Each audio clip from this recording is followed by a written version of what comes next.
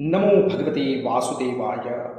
जो कोई भी व्यक्ति इस स्तोत्र को गुप्त रूप से मनन पूर्वक पढ़ता है वह व्यक्ति क्लेश रहित होकर अत्यधिक सौभाग्यशाली बनता है। शीघ्र ही करुणा का पात्र बनकर राधा माधव की कृपा प्राप्त करता है। ऐसा स्तोत्र की फलश्रुति में वर्णन है। इस स्तोत्र के रचयिता स्वयं रूप गोस्वामी महाराज हैं। ऐसे ही गुप्त और रहस्यमय स्तोत्र स्तुतियां हम आपके लिए लेकर आते रहते हैं, इसीलिए चैनल को सब्सक्राइब अवश्य कीजिएगा, वीडियो को अंत तक अवश्य देखें और वीडियो के अंत में जय श्री राधा कृष्ण कमेंट करना न भूलें। आइए सुनते हैं श्री आनंद चंद्रिका स्तोत्र। ओम अथ श्री आनंद चंद्रिका स्तोत्रम। ध्यानम अंगश्यामलिमच्छटाभिरभितो मन्दीकृतेन्दीवरम् जाड्यं जागुणरोचिषां विदधतं पट्टाम्बरस्य श्रिया वृन्दारण्यविलासिनं हृदिलसद्दामाभिरामोदरम् राधास्कन्धनिवेशितोज्ज्वलभुजं ध्यायेमदामोदरम्। श्रीराधिकायै नमः। राधा दामोदर प्रेष्ठा राधिका वार्षभानवी समस्तवल्लभी वृन्द धम्मिल्लोत्तंसमल्लिका कृष्ण प्रियावली मुख्या गान्धर्वा ललिता सखी विशाखा सख्य सुखिनी हरिहृद्भृङ्गमञ्जरी इमां वृन्दावनेश्वर्या दशनाम मनोरमाम् आनन्दचन्द्रिकां नाम यो रहस्यां स्तुतिं पठेत् सक्लेशरहितो भूत्वा भूरि सौभाग्यभूषितः त्वरितं करुणापात्रं राधा माधवयोर्भवेत्। श्रीराधिकायै नमः। राधा दामोदर प्रेष्ठा राधिका वार्षभानवी समस्तवल्लभी वृन्द धम्मिल्लोत्तंसमल्लिका कृष्ण प्रियावली मुख्या गान्धर्वा ललिता सखी विशाखा सख्य सुखिनी हरिहृद्भृङ्गमञ्जरी इमां वृन्दावनेश्वर्या दशनाम मनोरमाम् आनन्दचन्द्रिकां नाम यो रहस्यां स्तुतिं पठेत् सक्लेशरहितो भूत्वा भूरि सौभाग्यभूषितः त्वरितं करुणापात्रं राधा माधवयोर्भवेत्।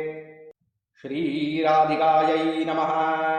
राधा दामोदर प्रेष्ठा राधिका वार्षभानवी समस्तवल्लभी वृन्द धम्मिल्लोत्तंसमल्लिका कृष्ण प्रियावली मुख्या गान्धर्वा ललिता सखी विशाखा सख्य सुखिनी हरिहृद्भृङ्गमञ्जरी इमां वृन्दावनेश्वर्या दशनाम मनोरमाम् आनन्दचन्द्रिकां नाम यो रहस्यां स्तुतिं पठेत् सक्लेशरहितो भूत्वा भूरि सौभाग्यभूषितः त्वरितं करुणापात्रं राधा माधवयोर्भवेत्। श्रीराधिकायै नमः।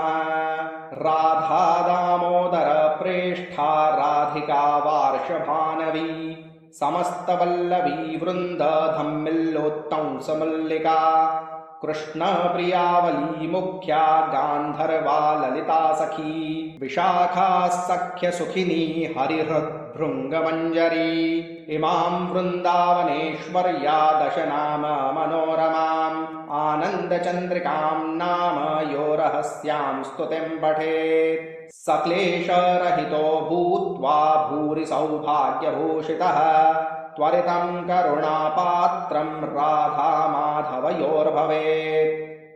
श्रीराधिकायै नमः। राधा दामोदर प्रेष्ठा राधिका वार्षभानवी समस्तवल्लभी वृन्द धम्मिल्लोत्तंसमल्लिका कृष्ण प्रियावली मुख्या गान्धर्वा ललिता सखी विशाखा सख्य सुखिनी हरिहृद् हरिहृद्भृङ्गमञ्जरी इमां वृन्दावनेश्वर्या दशनाम मनोरमाम् आनन्दचन्द्रिकां नाम यो रहस्यां स्तुतिं पठेत् सक्लेशरहितो भूत्वा भूरि सौभाग्यभूषितः त्वरितं करुणापात्रं राधामाधवयोर्भवेत्। श्रीराधिकायै नमः।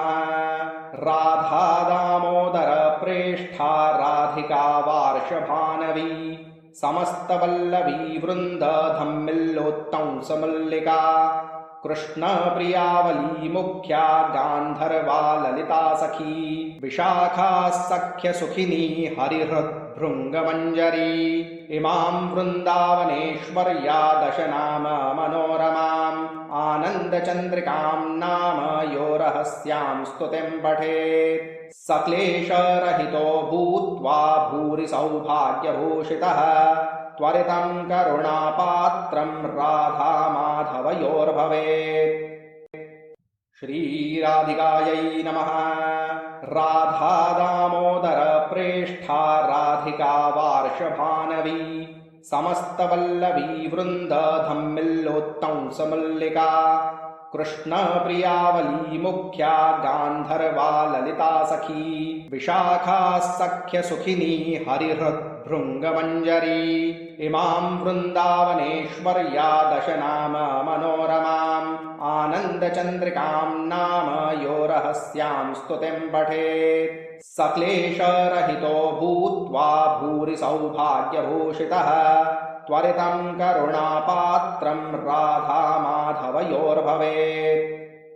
श्रीराधिकायै नमः। राधा दामोदर प्रेष्ठा राधिका वार्षभानवी समस्तवल्लभी वृन्द धम्मिल्लोत्तंसमल्लिका कृष्णप्रियावली मुख्या गान्धर्वा ललिता सखी विशाखा सख्यसुखिनी हरिहृद्भृङ्गमञ्जरी इमां वृन्दावनेश्वर्या दशनाम मनोरमाम् आनन्दचन्द्रिकां नाम यो रहस्यां स्तुतिं पठेत् सक्लेशरहितो भूत्वा भूरि सौभाग्यभूषितः त्वरितं करुणापात्रं राधामाधवयोर्भवेत्। श्रीराधिकायै नमः।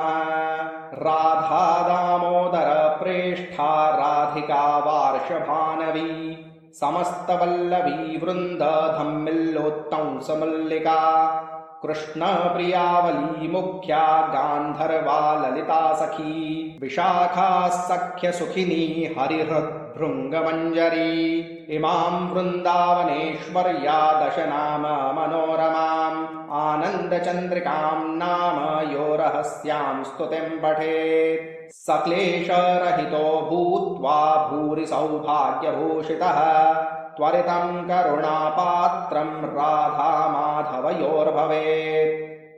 श्रीराधिकायै नमः। राधा दामोदर प्रेष्ठा राधिका वार्षभानवी समस्तवल्लभी वृन्द धम्मिल्लोत्तंसमल्लिका कृष्णप्रियावली मुख्या गान्धर्वा ललिता सखी विशाखा सख्यसुखिनी हरिहृद्भृङ्गमञ्जरी इमां वृन्दावनेश्वर्या दशनाम मनोरमाम् आनन्दचन्द्रिकां नाम यो रहस्यां स्तुतिं पठेत् सक्लेशरहितो भूत्वा भूरि सौभाग्यभूषितः त्वरितं करुणापात्रं राधामाधवयोर्भवेत्। श्रीराधिकायै नमः। राधा दामोदर प्रेष्ठा राधिका वार्षभानवी समस्तवल्लभी वृन्द धम्मिल्लोत्तंसमल्लिका कृष्णप्रियावली मुख्या गान्धर्वा ललिता सखी विशाखा सख्यसुखिनी हरिहृद्भृङ्गमञ्जरी इमां वृन्दावनेश्वर्या दशनाम मनोरमाम् आनन्दचन्द्रिकां नाम यो रहस्यां स्तुतिं पठेत् सक्लेशरहितो भूत्वा भूरि सौभाग्यभूषितः त्वरितं करुणापात्रं राधामाधवयोर्भवेत्। ॐ श्री रूपगोस्वामी विरचितस्तवमालायाम् आनन्दचन्द्रिका स्तोत्रम्।